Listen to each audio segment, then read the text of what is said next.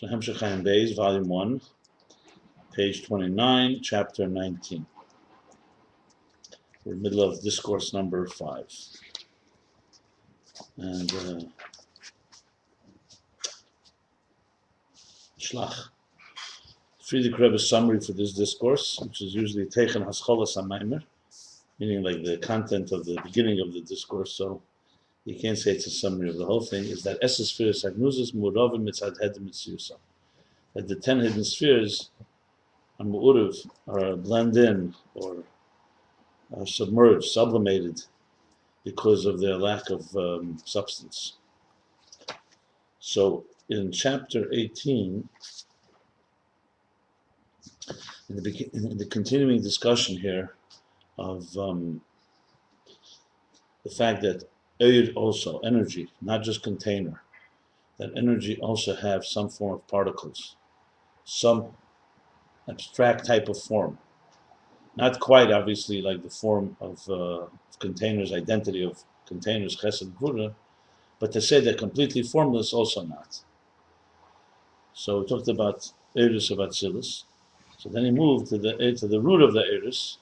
If they're that way in Atzilus, so you have to say their root, which is the Esses Spheres Agnuzis, the 10 hidden spheres, which is the root of the Kav, which is the root of the energy, also in its source has some, so that means Esses Spheres Agnuzis. It's 10 spheres, it's not 11, and it's not unlimited, as we learned. There's unlimited amount of spheres, and then there's a level where there's no spheres altogether. So based on that principle that energy has in it some form, in even the most subtle fashion, so in chapter 18 he explained with that the Eitz Chaim. The Eitz Chaim's consideration in question, why was the tzimtzum such that it only that had to conceal everything? Why couldn't it just leave? Because it could have concealed the infinite light and energy and just left the kav. Leave everything but the kav, which is a narrow ray of light. The question, of course, is how is that possible? Leaving a narrow ray, well, that wouldn't have helped the situation. The whole point of the tzimtzum is the concealment. But based on the fact that the energy, even before the tzimtzum, already has in it some distinction, meaning before there's no tzimtzum at all in the Eir HaBli Gvul, then the power of that energy cannot emerge, like the containers can emerge. But if you do conceal the infinite, which has infinite spheres or no spheres at all, then why not? The Kav has already something that allows room for existence. It won't obliterate it all. So that's the consideration. That's why it's a question, because the Kav has. If the Kav did not, if the Kav was Bli Gvul, then there wouldn't be such. How could you even consider that? The Kav is just another extension of the energy that's infinite. So it has to be completely concealed. And the answer, of course, is that though the Kav has that, meaning in the root, the 10 hidden spheres, but the containers, the tzimtzum is not for that energy, the tzimtzum is for the containers. What do we derive from that? That the tzimtzum had two different impacts. For the containers, it needed complete concealment, including Eir HaGvul. Even the 10 spheres of Agnuzis also had to be concealed for the container purposes. But for the Kav, you could say the same tzimtzum only created a diminishing, not a total black hole, so to speak. So we're saying that's according to so-called opinion with which this Hemshech is discussing, that the Eir HaKav, the root of it is in Eir HaGvul, in 10 hidden spheres. In the parentheses he added, and I wrote up a whole little piece of footnote because there's little complications here I couldn't figure out, because he starts the parentheses here, before in chapter 8, it says that tzimtzum is primarily between the containers, not for the energy. And then it goes on that that's according to the Shita, second opinion, that the Kav is from the infinite energy. I went back there. I'm not clear why he's concluding it that way, but that's not relevant right now. I wrote it up. Everyone can comment now. That's because and it's also not clear the whole opening of the parentheses. But one thing is for sure, it's clear in the parentheses that according to the other opinion, meaning the opinion that the Kav is rooted in infinite light, for then the Eitz Chaim's question would not be valid, And therefore the tzimtzum is actually equal for the containers and for the energy. They both have, but they both need, in other words, for the kav to emerge as a kav, and for the containers to emerge, you need a total concealment. Whereas according to the opinion that this Amshach is going with, because the kav, even in its root, is 10 hidden spheres, the tzimtzum has a different type of impact on it than it has on the infinite light. Basically, is it the same or not? That depends obviously on the opinion. If it's the infinite light, it definitely has to be completely concealed. If the kav is rooted in the finite light, meaning in the 10 hidden spheres, there's a diminishing, not a complete, what he calls a complete dilug. Yesh tzaz dveikus, as he puts it.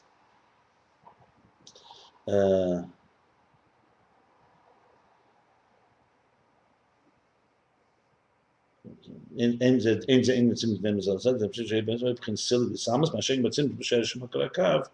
way it says in the beginning is just Right. yeah. Jacobson. No, but I'm saying I'm looking at that.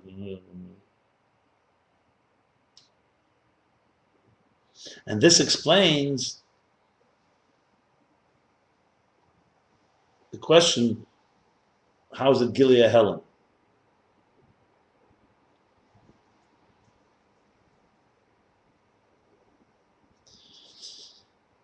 If, according to the opinion that it's rooted in infinite light and infinite has to be completely concealed, you can't call the kav a revealing of the hidden.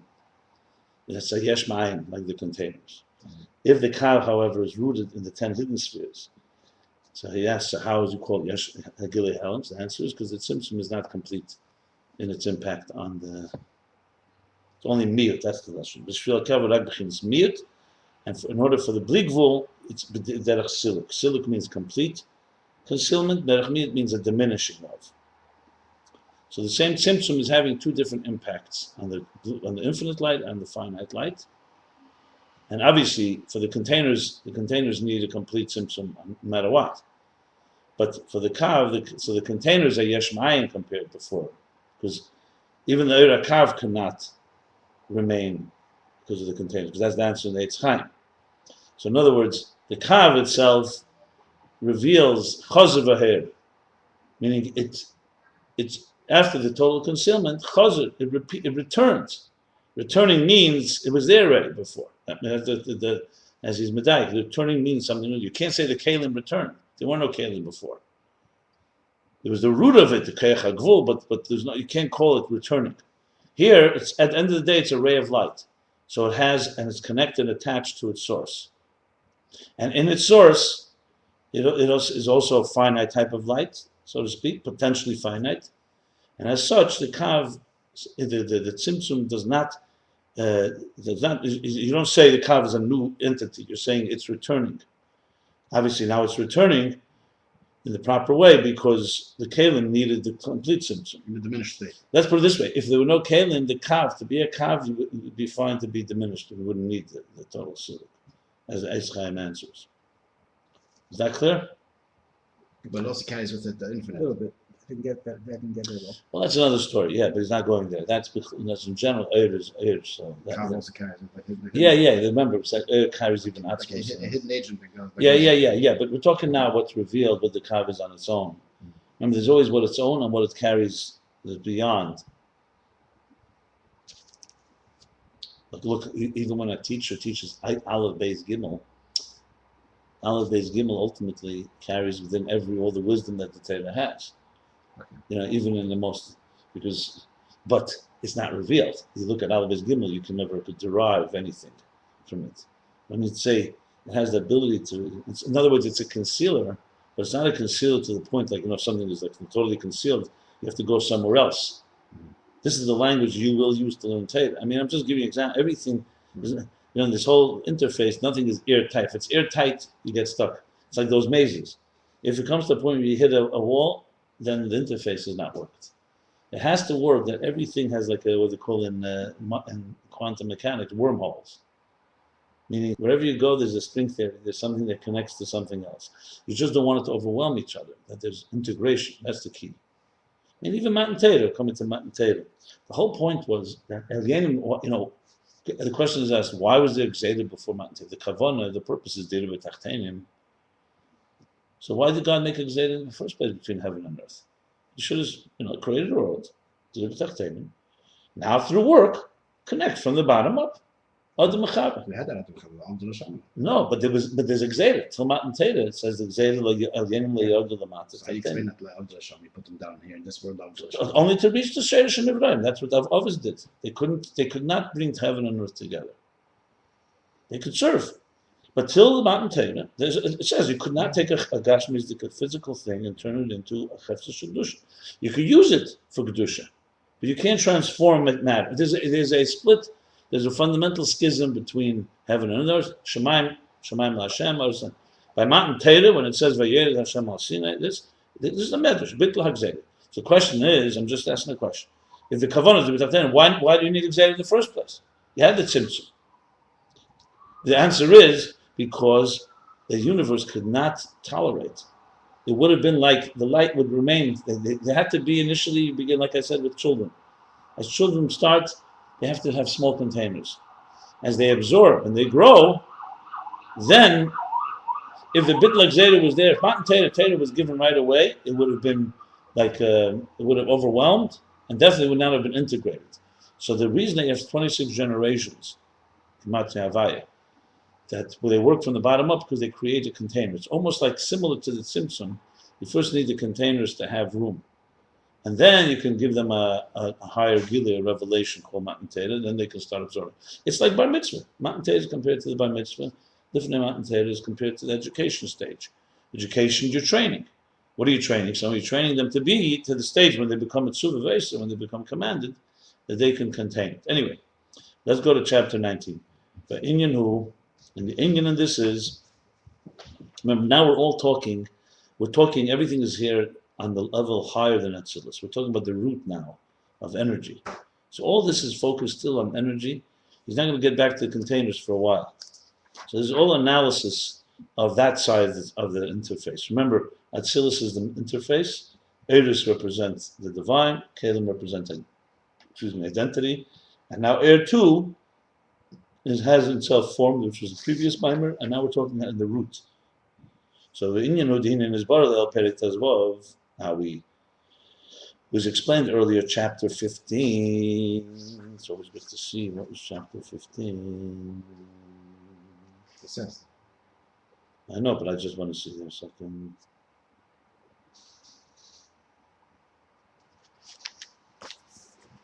Okay, yeah. The whole thing with Atzmus and the B'Sheir Shemakar HaKav, that the root and source of the Kav, of the ray of light, the thread of light, the line of light. Kamei Shekol, Bein Sof, Yesh Sham Esses Sfiris, Bein Esses Sfiris, Agnuzes B'Matzila. Beam of light.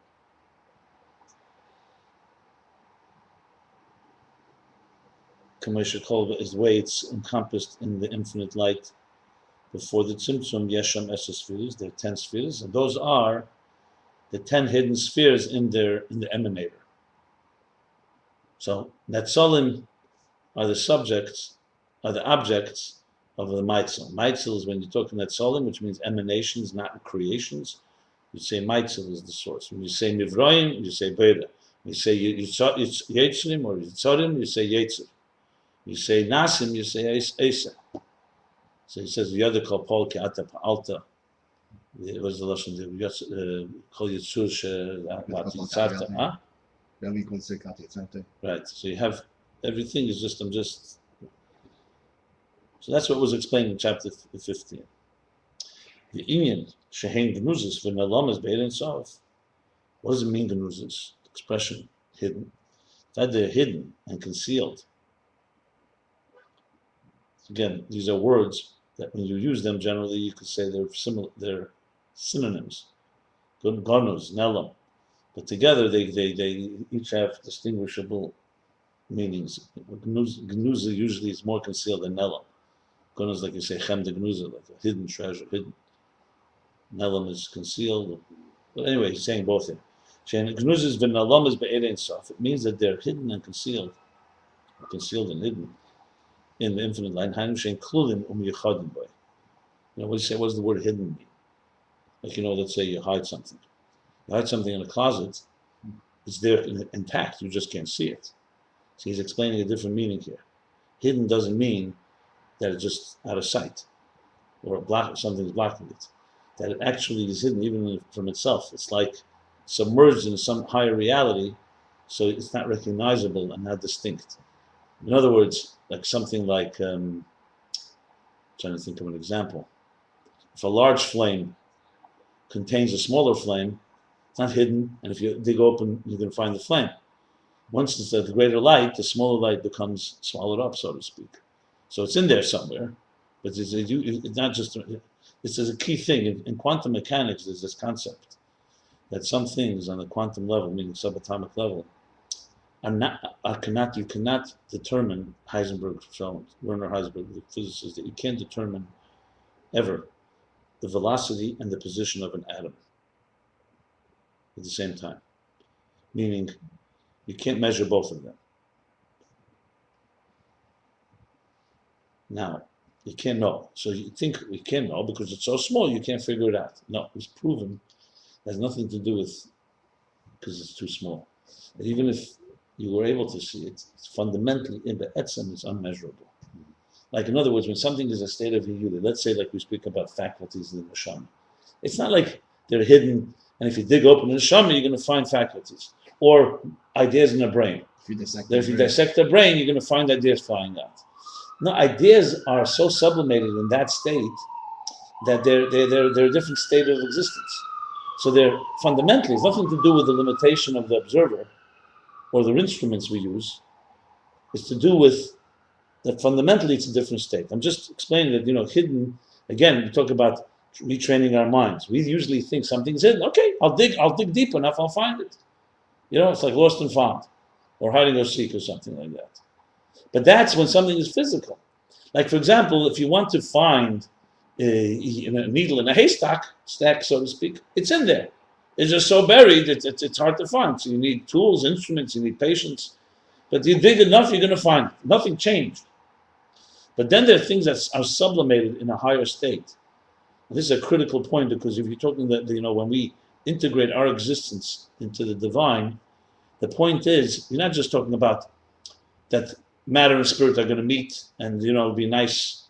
Later we talk about how air meets Kali and Kali meets air, and the wick has to be more sublime, and the air has to fit into the Kali. You're talking about two forces that are going to really meet.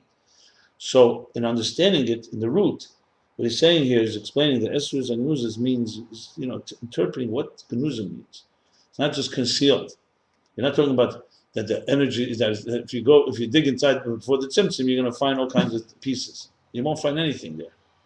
We're not even talking about Neisa, Atzmus how it's Neisa. We're talking here.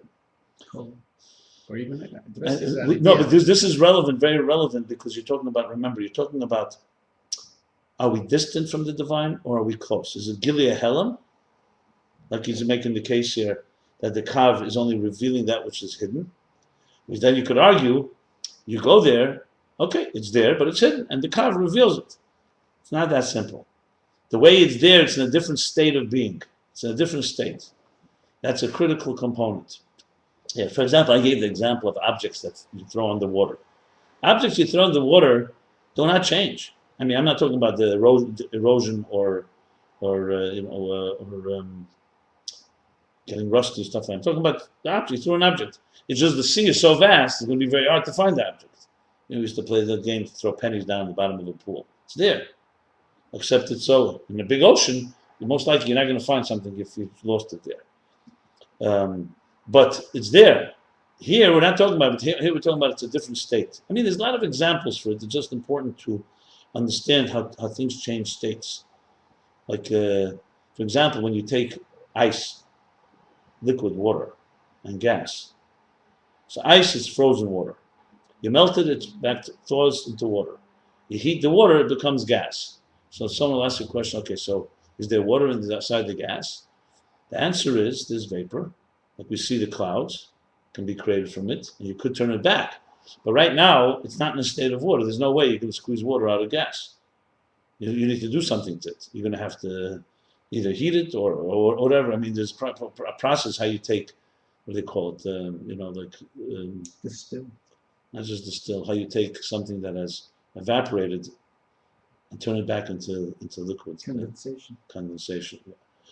Anyway, the point is, I'm just giving examples. It's not exact example because this, of course, is on a higher level. So, what does it mean? That means that they're encompassed, klulim. They're encompassed, and united. They're not at all a mitzias for themselves. To be able to say that they're distinct, exist identity, independent identity in a mitzias, a chachma, bina, and so on. So Gnuz is here, which is what he's explaining, is a whole other dimension. And now he goes on. This is critical as well, because you said there are 10 spheres. You see, what's the problem? Why do the Kabbalists, like, let's say, the Pardes, or the other opinion, which is also interesting, whether that opinion that holds that the root of the Kav is infinite light, is that the same opinion like the Pardes that says the essence of Gnuz is the root of the containers? It seems like it's dependent on one another, but I'm not going there because maybe the Pardes does not talk about it. I'm not sure.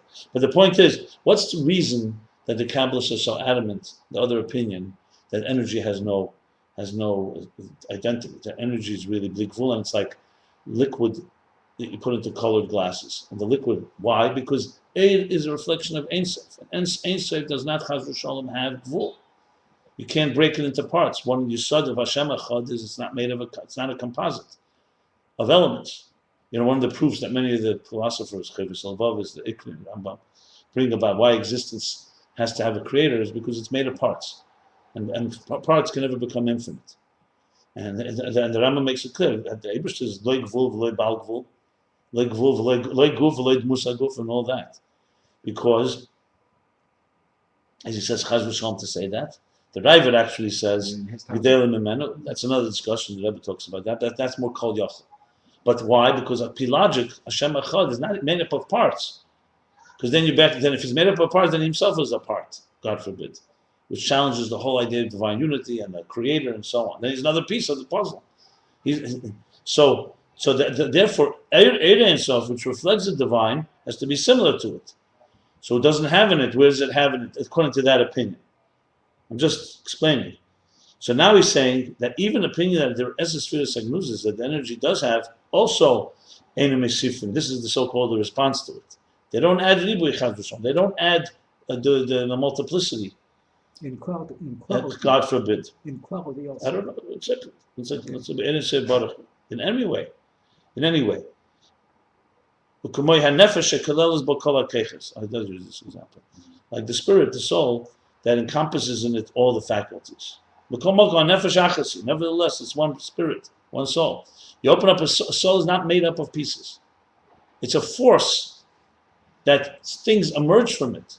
But you can't say that this force is a sum of its parts. It's more than a sum of the parts. You can extract from it, right. But it's not exactly. Can't dissect it. For example, the sun, you don't say that. The sun is a body of light.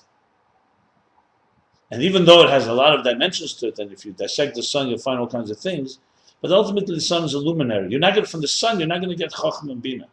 You're going to get sunlight. That's what it is. And other rays that it gives off. That's all part of it. But so bottom line is, okay, so it's like the nefesh. In other words, what you could say here, interesting, is that lifnei tzimtzum, you can compare it to the soul before the faculties emerge from it. And the tzimtzum allows the faculties to emerge, and so the tzimtzum allows divine faculties that emerge. So basically you're saying before the tzimtzum is the state that the Eir, not talking about Atzmus now, the Eir of Atzmus, the divine energy, has in it anything that can emerge from it. So yes, it has 10 spheres, but they're complete genuzis, meaning, as I said, they're concealed on a qualitative level, and therefore, they don't add any ribui. There's no ribui. They're all part of this oneness. He's going to explain now why then they call 10 spheres hidden spheres. This is, of course, now the discussion for the next few chapters. Because you see here, as you see, the dissecting of the interface is now, if we did this visually, Like, when you focus on the different parts of the pipe. So we talked about Atzilus, containers and energy. Now we move to energy, to Kav. Now he's moved to before the tzimtzum. So right now the focus on the map is the Sefirot. What's going on here? Are they 10? Are they not 10? So of course he made it clearly that they're 10. That's what it says, 10 spheres, and that's the root of the energy, not the root of the containers of the paradise cells. So now he's analyzing this. Now we're talking about the blima of them.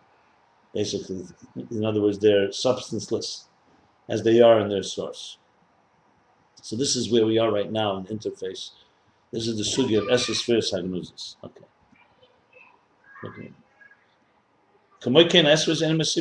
Same thing, the 10 spheres that we're talking about, the hidden ones, do not add any ribui. They can't. They're not adding any multiplicity. Duality. Yeah, multiplicity. No quantum. The Kamoy Kain who gam b'shoshei hakelim.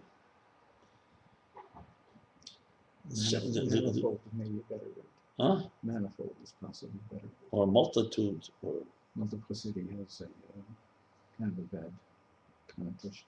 duplicity it has. Multiplicity, I think. The Kamoy Kain who gam b'shoshei hakelim. What's the? So it's Ukamai Kain. Okay. How Ukamai Kain is, and similarly, Dikamai Kain is because similarly, okay. This similarly is also in the root of the containers, how they are encompassed in the infinite divine light. But they're not a Metzias at all. Now you move to the next track, right? To Kevin. He moved to the Kevin. Well, he's probably it's for comparative purposes. Yeah. So let's wait to see where this is going. Well, Kaneda, the Asis Shimu, as it's known, that the letters of we call it the residue, we call it the impression. The Shim again is what is left over. After the tzimtzum conceals the entire light, it's not complete emptiness. There's something there but you can't see it. It's like you erase something. Like you erase something, or it's one way to say it, or it's like something. There's 4 examples of this under the Shem, but that's one of them. There's a toy where the kids write on something and then they pick up the paper and erases it all. Yeah. But you can still tell that something was written on it. Yeah.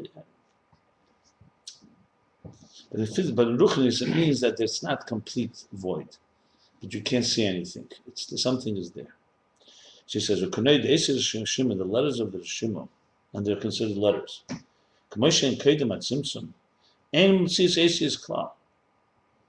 They're not at all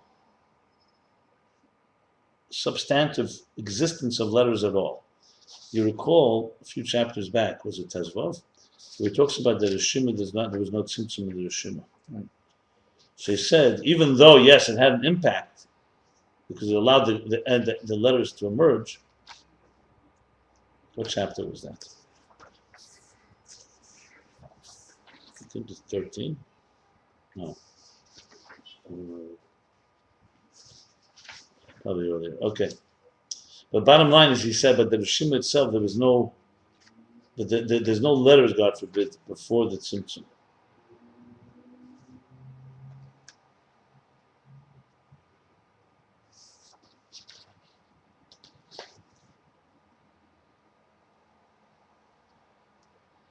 Okay.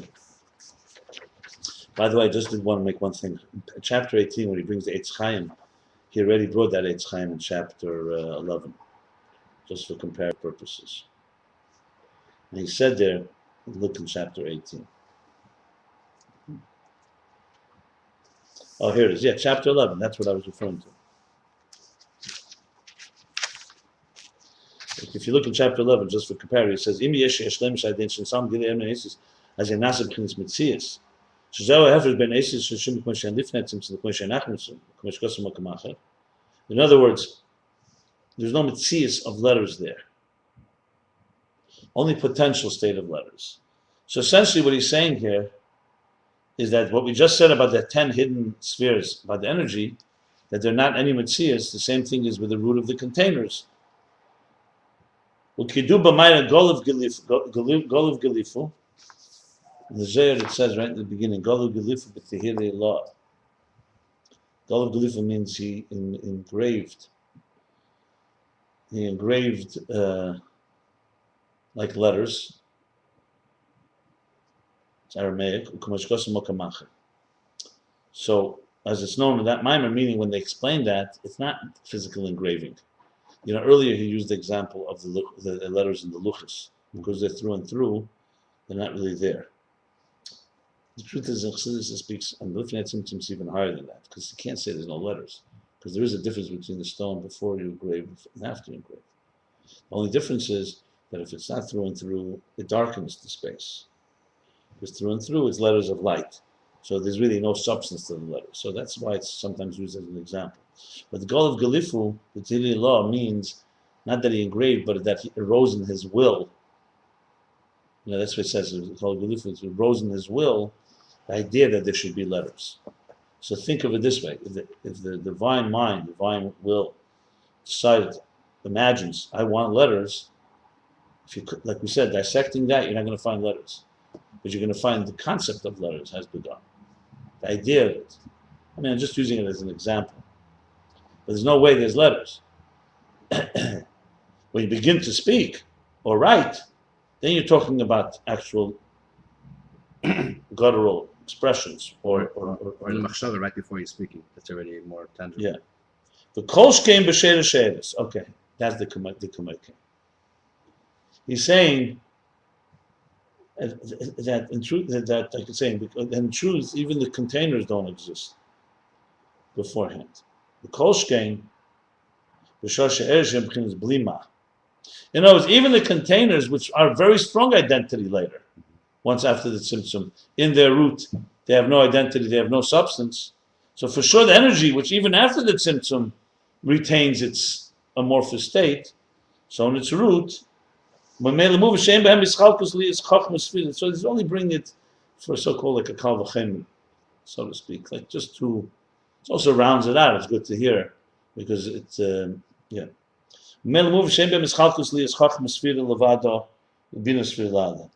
Going back to what he said, that they don't have ribui. Let's move in, that they don't have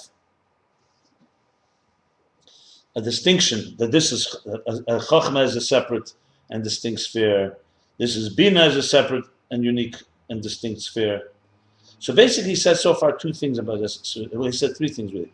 The definition of Esesur is that knuzis means not just concealed, but encompassed and one with its source. One thing.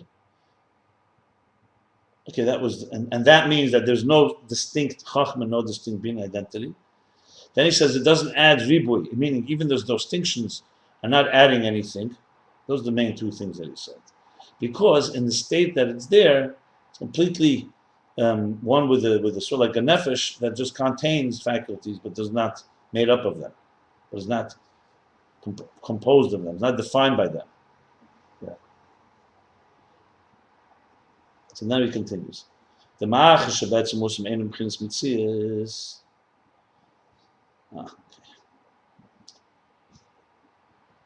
After saying, because that fact that they're fundamentally, essentially, not a mitzias, they don't exist as an identity. Mamela harihem b'chinas iru v'arus. So I thought it would be the other way around, because it's iru v'arus. That's why they're not in existence. Okay, I guess it goes both ways. Because they're not in existence, that's why they are completely. I mean, the truth is, because the chayr, you go the other way. It starts off because God wants it. Since He wants it, it's only part of His will. So it's complete Erev Ardus, therefore it's not a Metzias. But he's saying here, it doesn't have, it's like they don't have Bechira, it doesn't have free will to be a Metzias or not be a Metzias. I can understand that in Aveda, you could say, if you choose to be a Yesh, you can be Mu'urev and united with your source. He's speaking about it almost as, it's interesting how he says it. You have to see where he's going. It's just like, intuitively I would have written, as you think the other way around, the Ma'achar, Shehem B'chinas Iru V'Achdus. In other words, That's why that's Muslim, not a Metzias. Okay. Maybe because he's working on Matal Maila. Yeah. Let's see, direction is coming. Okay, but bottom line is they are Habahatalia. If Esses spheres were a Metzias, This is repeating what he said in the third line. Shem finis Matthias Latzman, the third line of the paragraph. So now he's using the same words, saying, yeah, no, I understand. Yeah. But there you see starts saying Kulun Yechodim by Shein B'chins Metzias. There he starts Ein Hainu Shein Kulun Yechodim Shein. Okay. Well, the Hoven Zeh Eichu Sheyesh Sham Esses spheres, and to understand this, what does this mean? How is it that there are 10 spheres? We call them Esses spheres and Rus. I mean, what does it mean 10 spheres then? 10 spheres doesn't mean they're all one.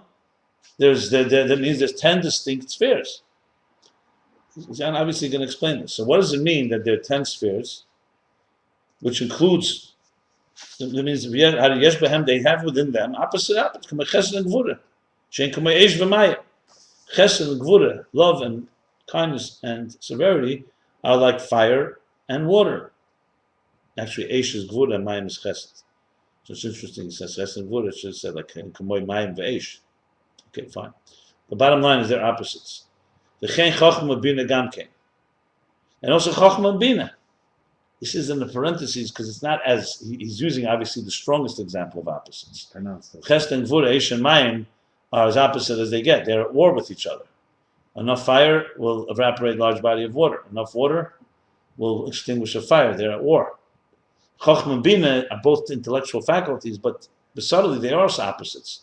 Chochma is a spark, Bina is developing it. So it's a question here on the table. It's going further. And in truth, every faculty, the way it's in essence, meaning the way it's in its source, much more intense. It's increasingly intense, increasingly powerful. Meaning it's more of its identity, not less of its identity in its so-called essential state. Now I understand why he says it this way. Because he's speaking from the perspective of being Esses Spheres Agnuzis. So even though they're Esses Spheres Agnuzis, he says they're not a Metzias, and that's why they're Iruv. He's not talking how it is. I'm jumping already down. It's probably the end of the explanation is going to be the other way around. Because they're Iruv, that's why they're not a Metzias.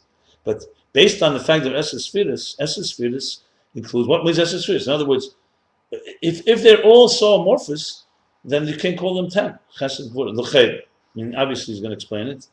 And we can't use our own heads here figuring this out, because I'm sure he's going to have a nice explanation here. So how are they encompassed in a iruv, in a mix, a combination? Iruv, when things are mixed up together, composite. And united with one another. They're meshed together.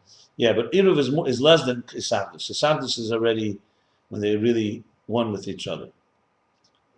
Remember, this is all earlier stages. Later, he's going to talk about Tayu and Tikkun, how, remember, Iruv and Iskalos happens in Tayu and Tikkun as a result of the diminishing, as a result of tolerating. But right now he's talking Esses Spheres Agnuzus. So as soon as you say there are 10, that means there's Chesed and there's Gvura. Chesed and Gvura are opposites. Since they're opposites, Ha'echem Klulim. In other words,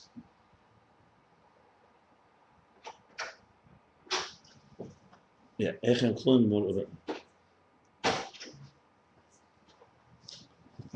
So there we go.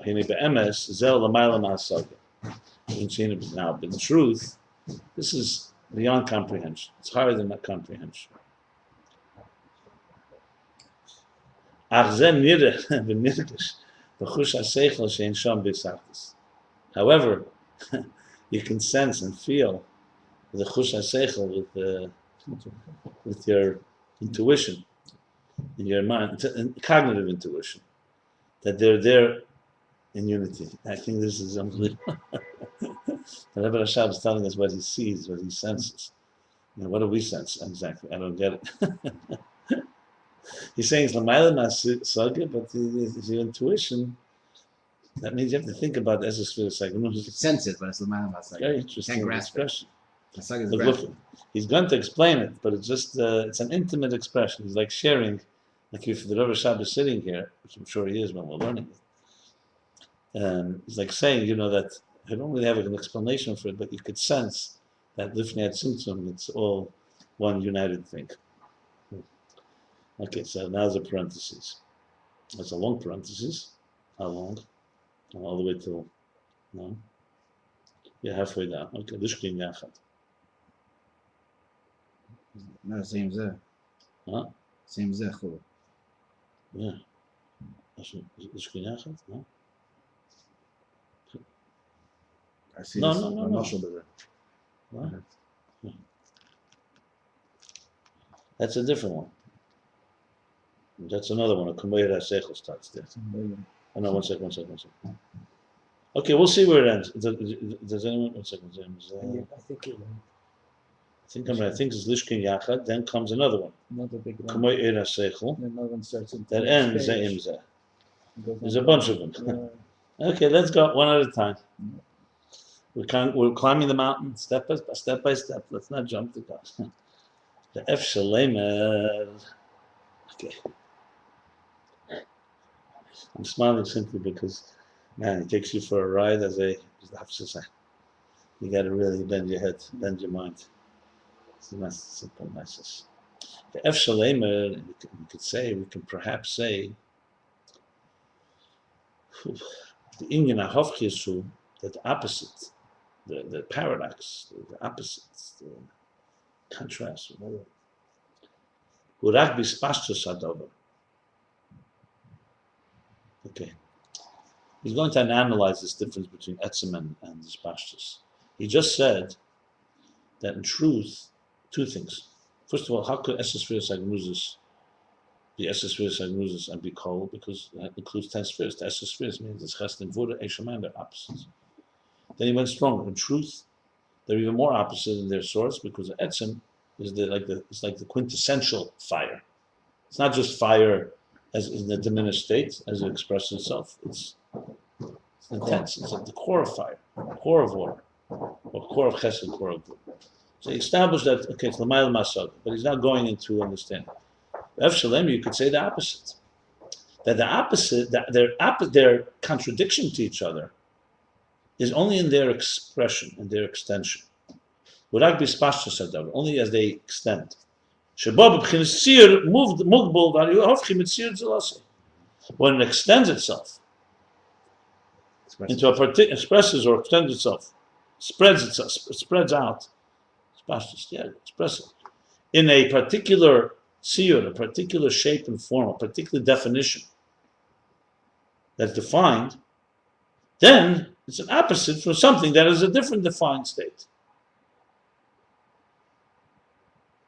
But the essence of something of it, which has not yet come into any form or shape or definition, there things don't contradict each other. Like remember we said how the faculties are in the soul. Yeah, you also have opposite faculties. You have Mechen and Midas. You also have Chesed and Gvura. And yes, you could say in the source, it's in its full intensity, but it's in a, what's the word for it I want to use? It's an archetype there.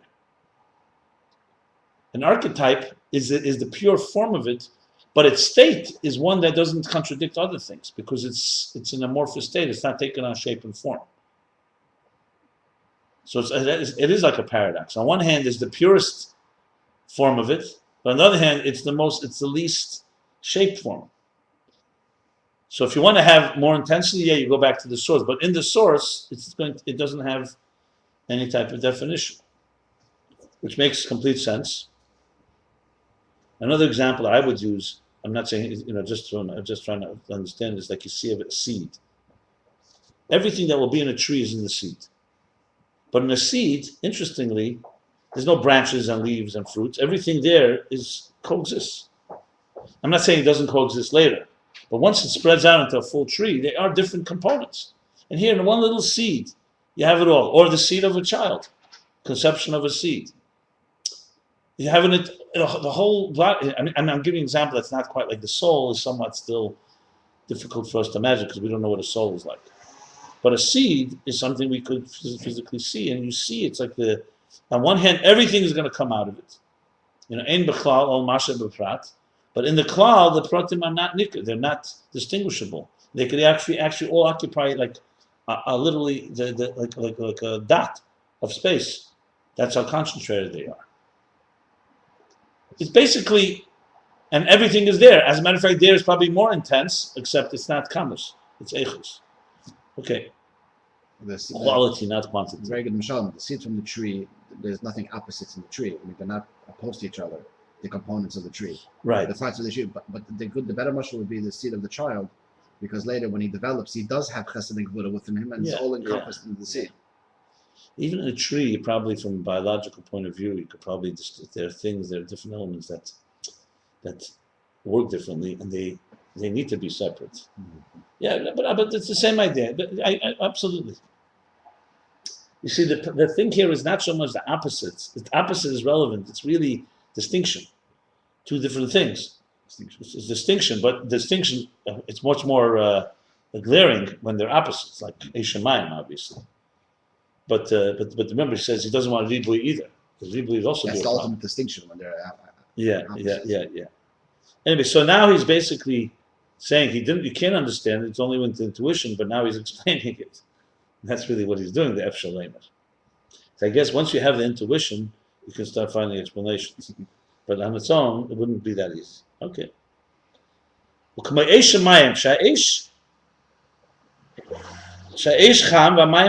Like let's take fire and water, two opposites. The truth is, whenever you say Eish and Mayim, you say Eish and Mayim. Maybe that's why he says, because the Loshen B'chalal, you say Eish, you don't say Mayim B'Eish. Even though Chesed is Mayim, and that's Eish. Okay. Eish and Mayim. She'Eish Cham, Eish is hot, warm. But Mayim Kar, and Mayim is cool, cold. Coolish. Hariyem Hovchim Mezeh Mezeh. Those are opposites. Those are two opposite features. Properties. The Iyos on the side of, and they cannot be combined. They cannot be mixed together. And we're not talking about, let's say, Bereshit Bor Hashemayim is Eish Shemayim, the God's power to mix Eish Shemayim together. We're not talking about that now. When you do combine them, they go to war. They dominate one over the other. They fight with one another, meaning they're not just melting into one, okay, let's coexist. They each one will try to dominate the other.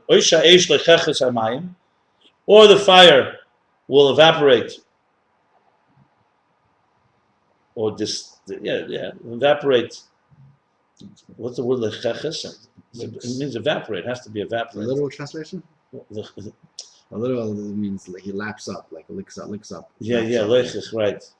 But it's the same idea. Okay, that's fine. Like a shed licks. But fire does that. Yeah. You see, when fire reaches water, a lot of fire, the water suddenly begins to. It first of all boils it, and then it eats it up. It does. Or the water extinguishes the fire.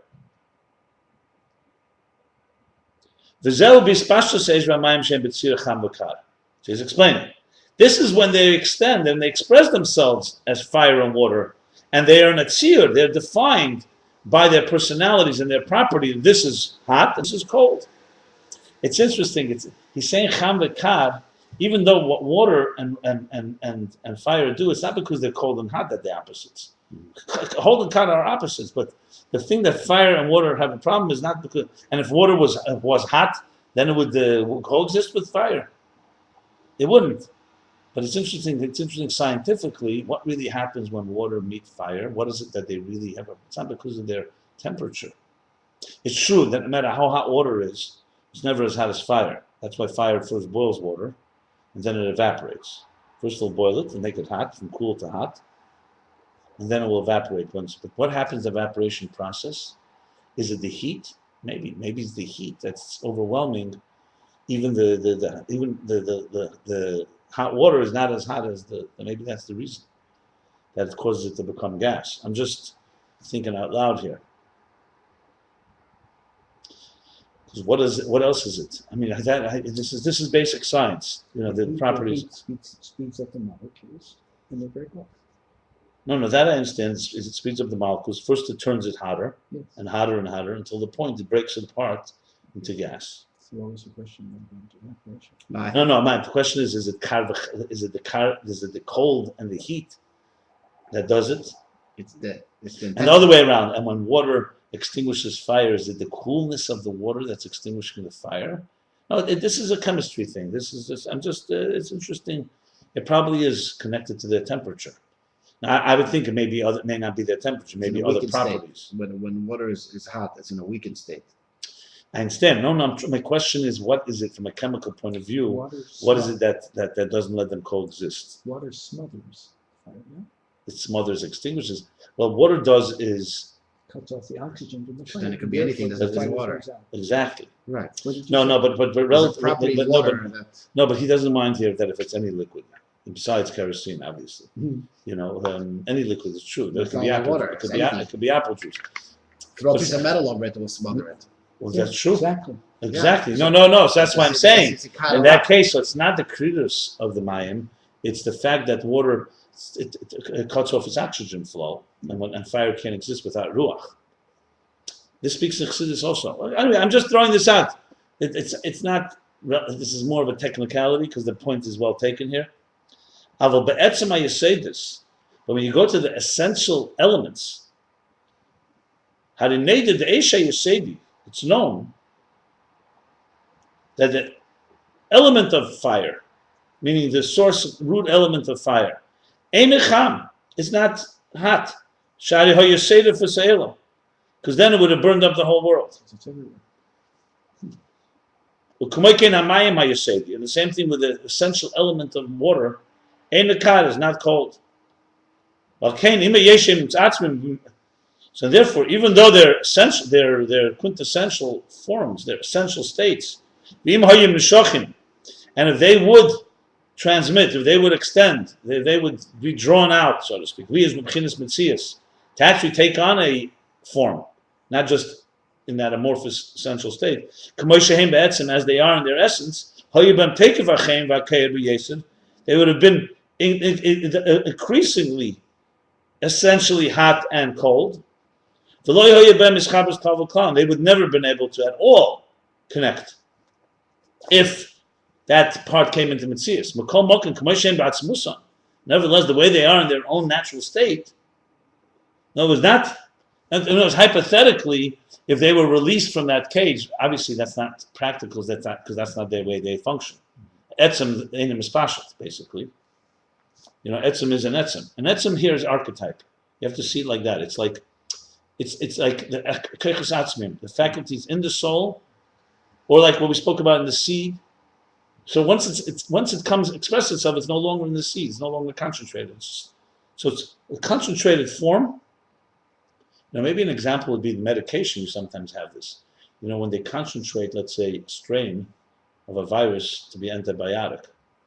So it's a concentrated form of that. But actually, what it does is, it actually it stimulates the immune system to fight the disease. Because if it was blown out, if you took that strain and it wasn't concentrated the proper way, it would cause the disease.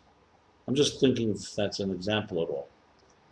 Anyway, these are the parallels of the Yed and Nisht. I need to know a little more about the pharmaceutical side of it. So anyway, bottom line is, the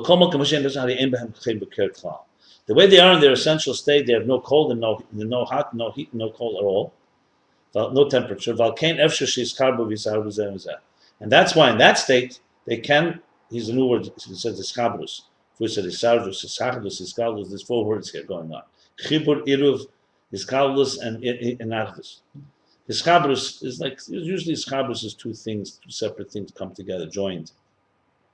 Yeah. So then that's why they can join together via sarvu and join and mix together.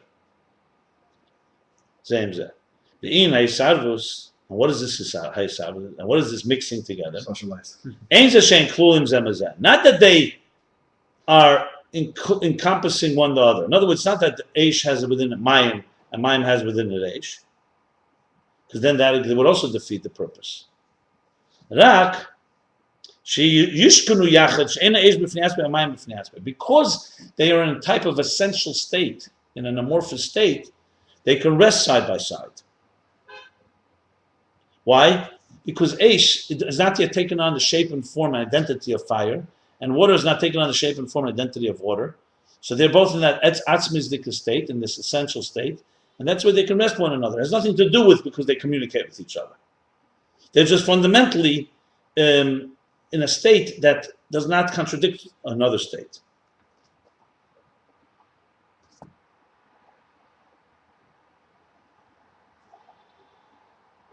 Similar to a little like Shmai V'Avtalion. The Chesed and Gvura in Shmai V'Avtalion's teaching sit side by side because they're an idea. That same idea can go this way, can go that way. Once Shammai and Hill and their containers give it shape and form, there's a disagreement. This one paskins also, this is matik. This one's also, this one's matik. I'm just. He's going to say that. Right? He's going to say it? Yeah, yeah. Okay. I'm just connecting it because. Okay. So all this has been so far explaining. He's trying to explain how, even though there's 10 spheres and their opposites, but because they're in a state of etzem, so even though they may be more intense, and they are more intense, but they're not in a state that contradicts each other. So therefore, you can explain the sphere signals this way.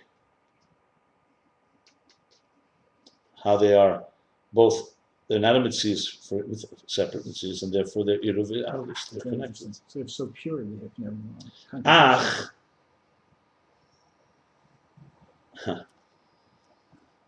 Remember I was saying about learning Chassidus, it forces you to think differently. So he's going to say it here.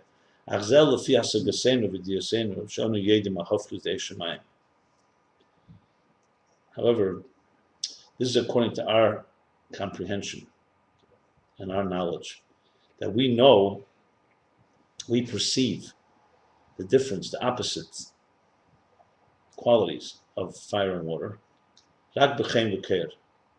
We only perceive their difference as in context of cold and heat and cold. And we therefore negate it from the essential faculties. And we say, the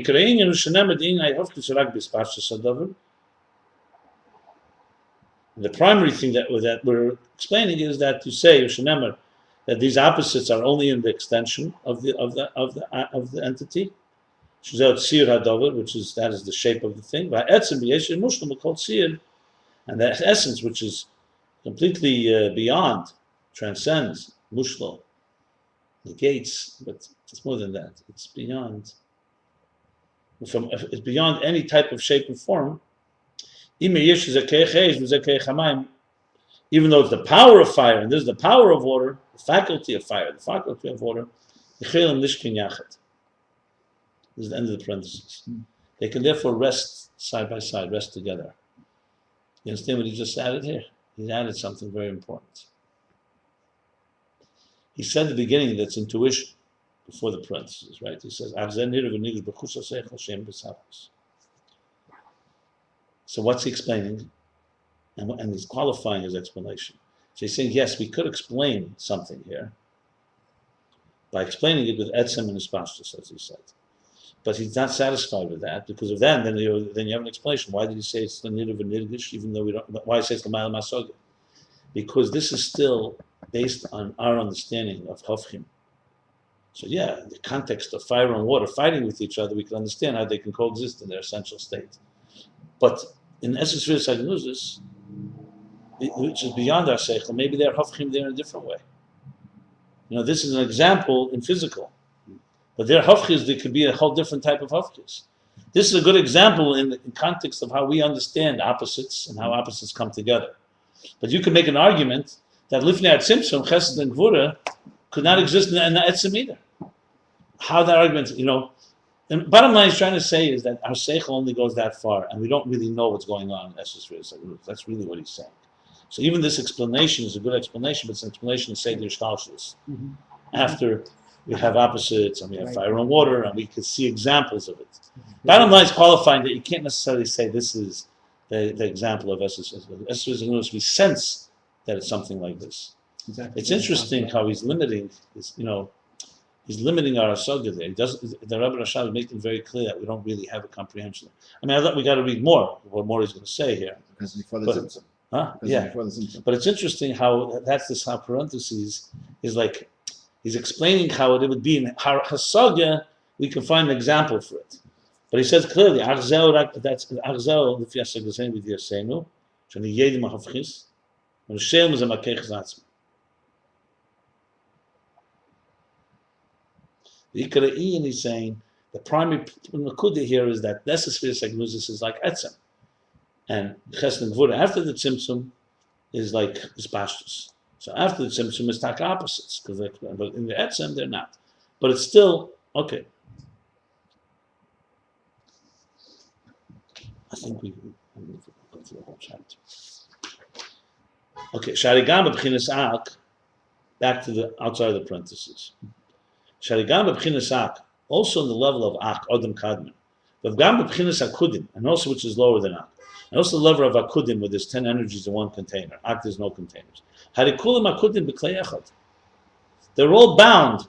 Akudim is bound together in one container. He's going back to before the parentheses. What did he say? That in Esses you have 10 spheres, but they're mu'uriv, they're all connected as one. How exactly, he just tried to explain. But now he's going back to the actual levels. That even after the tzimtzum, you have a state of affairs, you have a stage, you have a state of being, where 10 energies, 10 spheres, remember he spoke that there's 10 spheres in Akudim and Ak, even though there's no containers, are all bound in one. So for sure, how much more so in the infinite light before the tzimtzum, prior to the tzimtzum. By ikirhu, and the primary element here is, the primary focus here is that because they're not in a form of mitzias. They're not taken on a substance type of identity. And now another parenthesis, which goes also a bunch of like an abstract light of intelligence that can mix with a concept, a seichel, a light of seichel, that's opposite of it. Like two wise people who grasp an idea, but not just an idea, seichel, the energy of an idea. Same seichel, this one grasps it one way, this one grasps it in a different way. Yeah, that's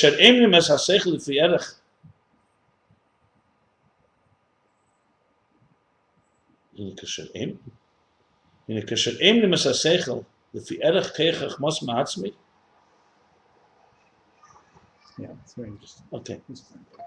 When they express, I have to say, when they express this seichel, commensurate, proportionate to how they understand the essential idea, that's in the form of abstraction of ba'emik and depth, ba'emik inyan, and the depth of the subject. In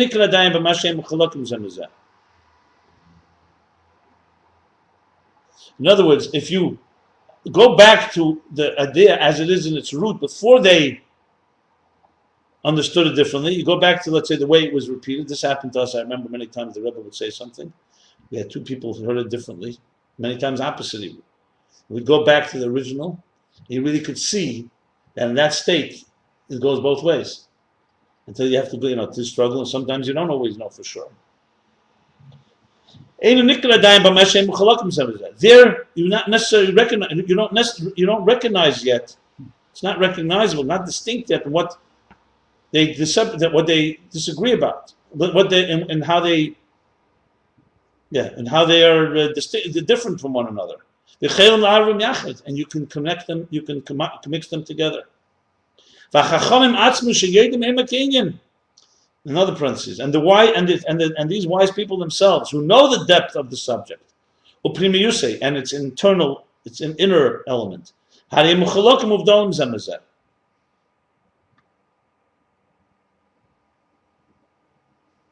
They are different and separate from one another. They see it, we don't. No. Bisgalus, right. Bisgalus, what you see. In other words, they are beginning already to develop a distinction. But when you look at it on that stage of way it's in its source, not the way it's expressed later. Bisgalus, you don't yet distinguish, you cannot yet distinguish the difference between them, and they can mix together.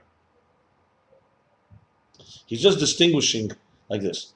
You have the idea, these two wise people, one hears this, one hears that. So even though they, in their depth, do see the difference, but on that stage, if you express it, the original statement, before they process it, before what they know, what's obvious to the naked eye, it's still an amorphous idea that two approaches can be interpreted in it. That's what he's basically saying.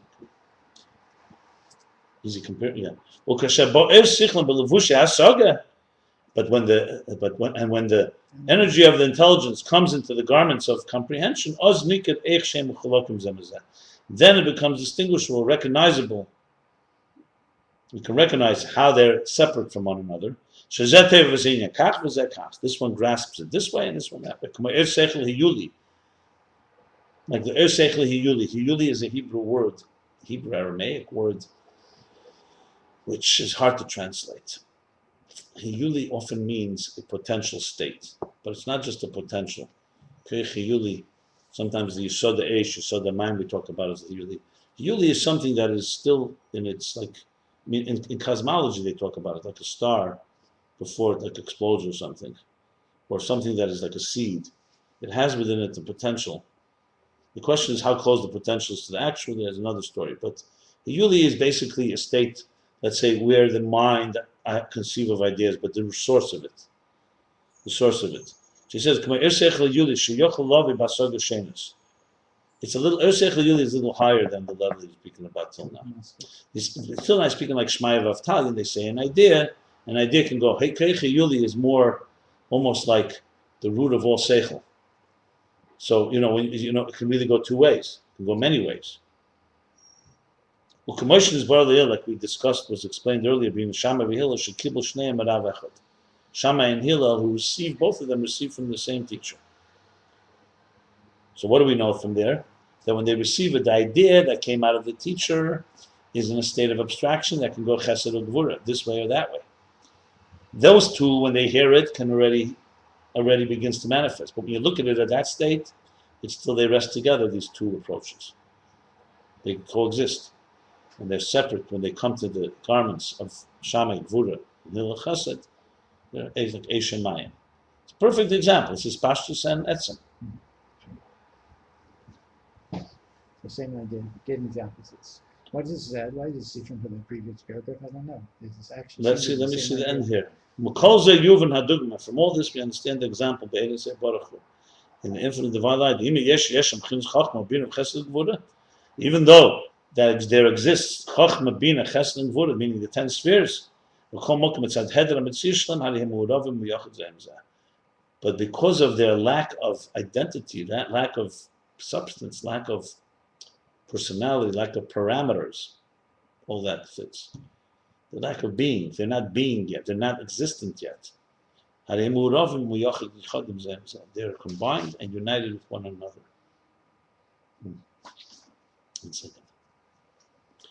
The distinction between the two,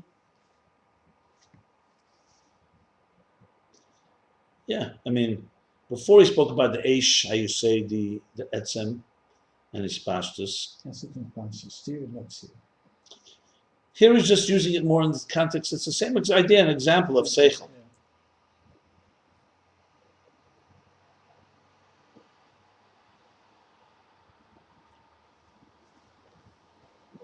Question, is there another section? I don't think I should go all the way to the end of the chapter, maybe too much. Okay, I'll go a little further. We'll see. Next top of the page starts another one. Okay, we'll see. Maybe we'll go there. If I can go fast, I don't want to skip to anything because this is very, if we really learn this properly. And the example for this is known from the faculties of the soul. Shebavadin, okay, so he gave this example already before in the bottom of the previous page. That it does not add any ribui, so he gave the example nefesh close b'kol ha'keches. So he's really amplifying in that example. So remember the qualification that after all these explanations, it's still chush hasechel, intuition, because we don't fully comprehend it in the level before the tzimtzum. That's the problem. But we have examples for it. The example for this is known from the faculties of the soul. Shebavadim, which are included in be'etzem nefesh. There's no question faculties come from the soul. You know, a corpse, God forbid, doesn't have faculties. Sham yishkanu kulam yachad. And there they rest. They dwell all together. The way they're revealed and once they express and extend themselves, each faculty is in its particular container. The faculty of wisdom is in the mind of wisdom. And the faculty of understanding is in the mind of meyachabina, right brain, left brain. The power to see, the faculty to see, and the eye. This is discussed much earlier in chapter 2, 3, 4. But the way they are in the essence of the soul, they all dwell and rest together. And even though they are separate, distinguishable, and distinct faculties, one from the other, this one's like fire, this is like the level of water. Nevertheless, they are all together. So he gave them an example with Yesodei, he gave the example with Seichel, now he's using the example of the Nefesh. Those were examples in the parentheses, and this one's outside the parentheses. Interesting. You know, note this comparison, what each one adds, but let's see what's going on.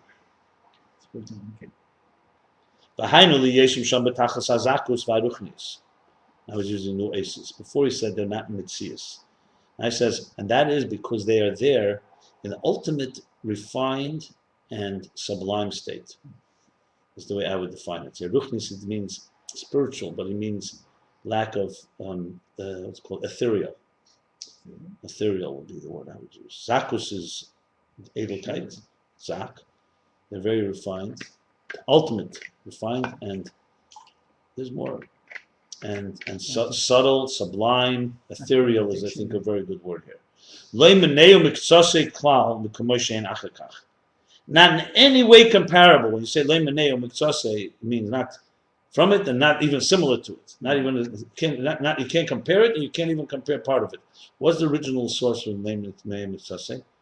It's in Hilchos. I think it's in Hilchos Treifus, no? Min or something. Where's the first time it's expressed? Is it a pasuk? Leimaneo miktsase in Tanakh. Interesting to see where it says it. But anyway, it's an expression used. And all these expressions that are used in so many places, sometimes it's good to see what their sources, because Chassidus uses it one way. Leimaneo miktsase klal. Okay. Minei, that means from within it, but minei can also be not from its min. Not at all in that category. Leimaneo miktsase klal. The way they are afterwards, bizgalos. In other words, you can, if you put them side by side, hypothetically, you wouldn't recognize them. They're not in any way similar. It's a very strong negation of their similar commonality. The ein b'mitzias nikeres adayin, and they're not yet recognizable as faculties, as a mitzias, as something you can see, hold, grasp, recognize. And that's why they dwell and rest together. That's the moshel. Now the nimshel, you've been in Sefirot, is the same thing we can understand with the Sefirot. He's not saying gnuzis now. He's talking now because the fact, the imay that even though when they manifest in containers, they are separate, distinguishable, chesed and gvura, separate from one another. When they're still encompassed in the infinite divine light. He says dakus now. Dakus and zachus. Dakus is more. Dakus is refined, subtle. Pure is also correct, but dak is usually subtle. They call the mama daka, soft. I mean, dak could be rach. No, dak is soft. Haruchnis le'en kates. Here it says le'en kates. When he said le'menei muktzasei, here it says le'en kates, infinitely distant. From the way these spheres manifest afterwards. And that's why there's no distinction of each level by itself. They are all encompassed as one, all of them as one. And that's why by Matan Torah at Sinai, when there was a revelation from higher than the cosmic order, higher than the divine structure of existence. And a benefesh, what does that mean, benefesh, in our souls? When is galus acheches atzmi, the nefesh, there was the revelation of the essential faculties as they are in their source, where they all can be one. Hayeremus anishma, we experienced what's called synesthesia. You've heard of synesthesia? I'll explain that in a minute. They saw the sounds, and they heard the sounds, and they heard the sights. They saw what was heard, they heard what was seen. There was no distinction between seeing and hearing. Synesthesia is a phenomenon that is proven.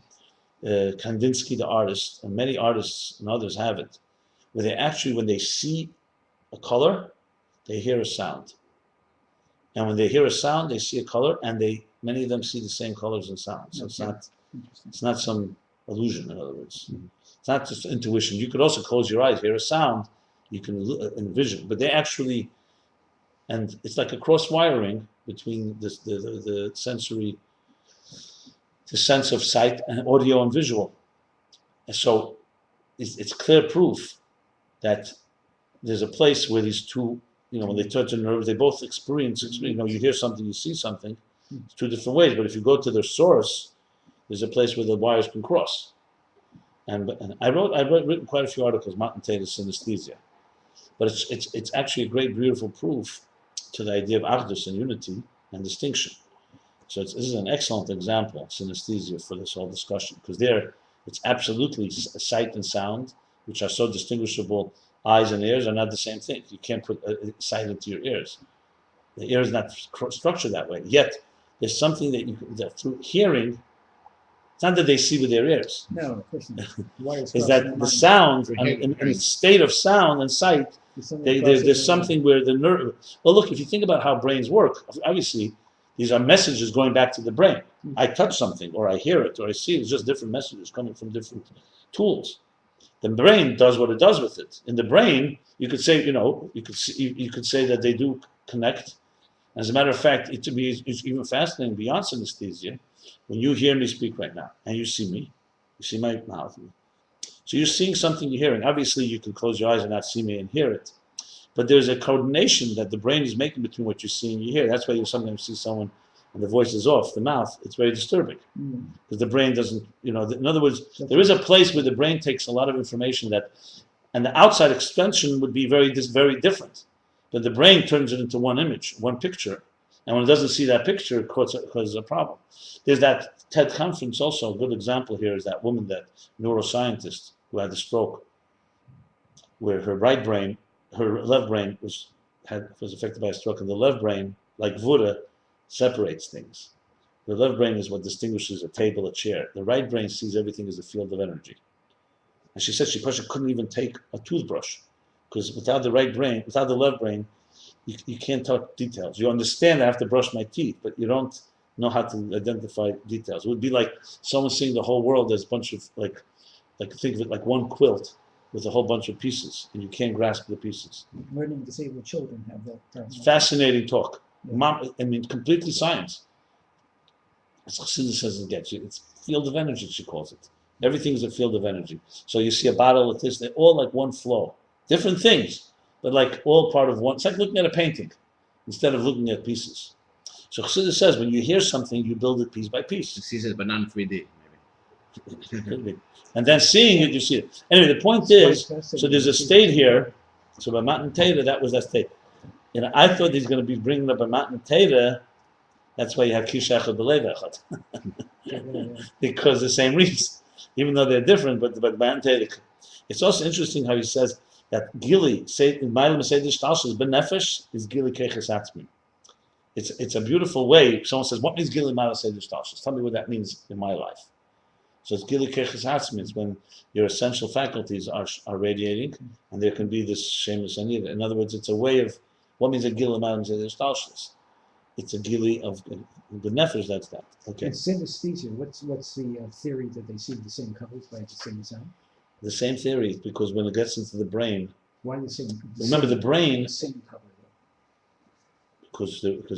Because color. No, because remember that because sound waves and air waves are very similar to each other. They're just two different waves. When you see something, you hear something. They're both waves flowing from the source to the transmitter to the receiver. But you see, a visual is air waves that bouncing off, and sound waves are sound waves. So air and sound waves are connected; they're waves. That's what everything becomes unified field theory today. Once you get into this, all technology is this. Technology, you could sit. The fact that we can contact anything, to access anything, anytime, anywhere, with space and time. This is Chalkus. Space and time. Someone would say, how can I? It's 1 million miles away. It would take me years to get there.